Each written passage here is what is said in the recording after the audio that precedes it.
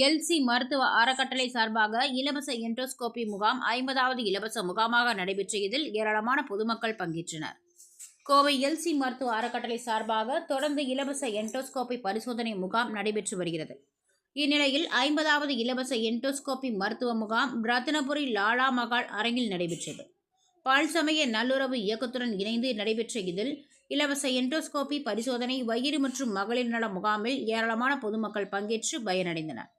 முன்னதாக முகாமின் துவக்க விழா எல்சி மருத்துவமனையின் இயக்குநர்கள் டாக்டர் ராஜன் மற்றும் வித்யாராஜன் ஆகியோர் தலைமையில் நடைபெற்றது.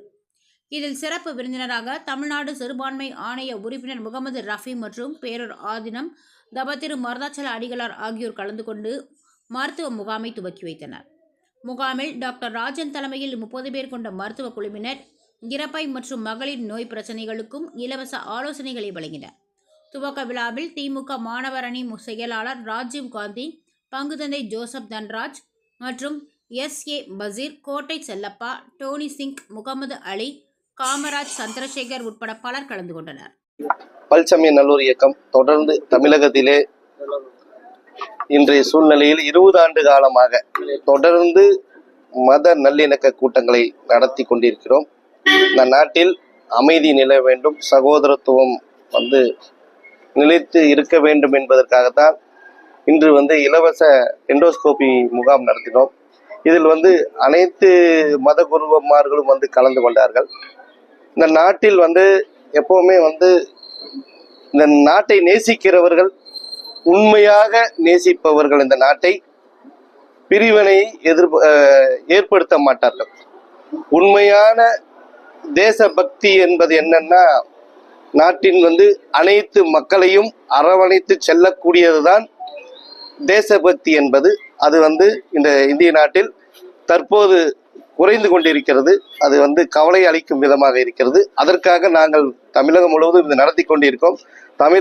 தமிழகம் எப்பொழுதும் சமத்துவத்துக்கானது, சகோதரத்துவத்திற்கானது என்பதற்காக எடுத்துக்காட்டாக மாண்புமிகு முதலமைச்சர் அவர்கள் மிக சிறப்பான நல்லிணக்க ஆட்சியாக, சமூக நல்லிணக்க ஆட்சியாக, மக்கள் திட்டங்களை, ஏழை எளியோர்களை நல்ல வழிப்படுத்தும் திட்டங்களை எல்லாம் கொடுத்து அவர்களுக்கு இன்று 4.5 ஆண்டு ஆட்சி காலத்தில் தமிழகத்தில் அனைத்து துறைகளிலும் அனைத்து மக்களும் பெண்களும் முன்னேறுகிறார்கள். அதற்கு ஒரு மத நல்லிணக்க ஆட்சி, சகோதரத்துவத்த ஆட்சி, திராவிட முன்னேற்ற கழக ஆட்சி. அதுக்கு இந்த நேரத்தில் பாராட்டுகளை தெரிவித்துக் கொள்கிறோம்.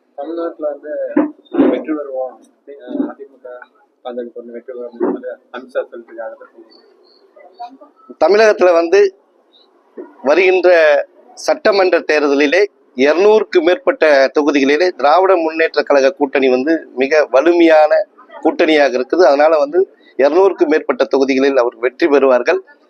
இவர்கள் அமித்ஷா, உள்துறை அமித்ஷா போன்றவர்கள் நாட்டில் ஒரு அமைதியை குலைத்து அவர்கள் குளிர்காயலாம் என்று நினைக்கிறார்கள்.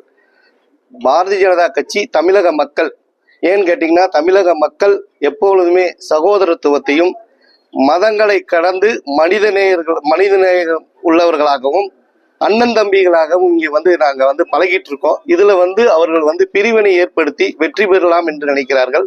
கட்டாயம் வருகின்ற தேர்தலில் திராவிட முன்னேற்ற கழக கூட்டணி 200க்கு மேற்பட்ட தொகுதிகளில் வெற்றி பெற்று மீண்டும் மாண்புமிகு முதலமைச்சர் மு.க. ஸ்டாலின் பதவியேற்பார்.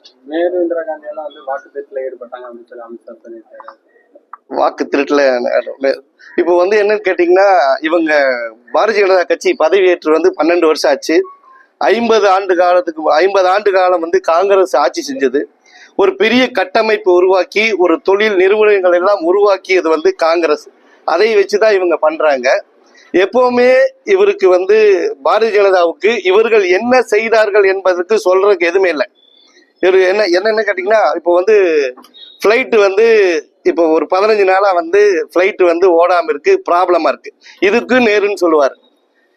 தங்க விலை ஏறினதுக்கு நேருன்னு சொல்லுவார். பெட்ரோல் விலை ஏறுக்குது. நேரு எடுக்காம அவர்களுக்கு அரசியல். நேரு பத்தி பேசுவதற்கு இந்தியாவிலே யாருக்கும் தகுதி கிடையாது. ஏனென்று சொன்னால், அவர் செல்வந்தராக இருந்து இந்த நாட்டுக்காக 9 ஆண்டுகள் சிறையில் இருந்தவர். ஜவஹர்லால் நேரு அவர்கள் வெள்ளக்காரன் இன்னைக்கு நம்மளுக்கு சுதந்திரம் கொடுக்கலைன்னா, ஒரு ஸ்கொயர் ஃபீட் என்ன விலைன்னு கேட்கிற அந்த ஒரு செல்வத்தில் இருந்தவர்கள் அவர்களை பற்றி எப்பொழுதுமே பாரதிய ஜனதா கட்சி மகாத்மா காந்தியை பற்றியும் நேரு பற்றியும் தான் இழிவுபடுத்துகிறார்கள். இது நாட்டுக்கு நல்லதல்ல. நேருவை எப்பொழுதும் நாம் கொண்டாட வேண்டும், காந்தியை நாம் எப்பொழுதும் கொண்டாட வேண்டும். இவர்களுக்கு நேரு பற்றி பேசுவதற்கு எந்த தகுதியும் இல்லை. ஏன்னு கேட்டா அந்த குடும்பமே இந்த நாட்டுக்காக தியாகம் செய்த குடும்பம் என்பதை இந்த